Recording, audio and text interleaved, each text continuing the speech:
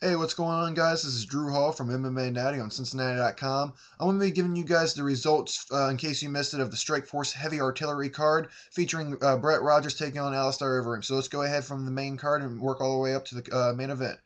Antoine Britt was defeated by Rafael Feijoa Cavalcante in the first round via TKO. Hodger Gracie did submit Kevin Randleman in round two via a rear naked choke. Jacare does improve his standing with Strikeforce. He should be getting a title shot, possibly with his next fight. He did defeat Joey Villasenor all three rounds to win a unanimous decision. Andrei Arlovski did fall for his third straight loss in mixed martial arts. He did lose to Bigfoot Silva. Bigfoot Silva was able to control boxing, cage control, even takedowns against Andrei Arlovski. He completely manhandled him in this fight. He won all three rounds as well. He won a unanimous decision. It's going to be very interesting to see what they do with him. So let's get to the main event.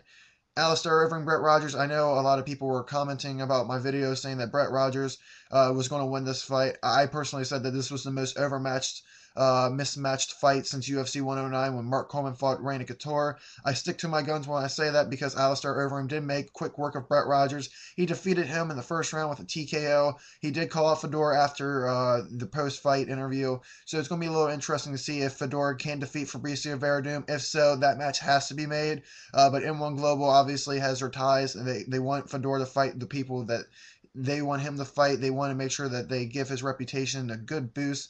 Obviously, right now, I don't see any other way for Fedor, if he defeats Fabricio Verdum on this next Strikeforce card, that he cannot fight Alistair. It needs to happen. It should happen for the fans and just for the fighters itself, because you're going to be matching up the number one and number two heavyweight fighters in the world that are not inside the UFC, inside of a cage, to really see who is the top tier guy that is not in the UFC in the heavyweight division. So it should be very interesting. It was a great night of fights. The commentary as well was very pathetic, but what can you really expect?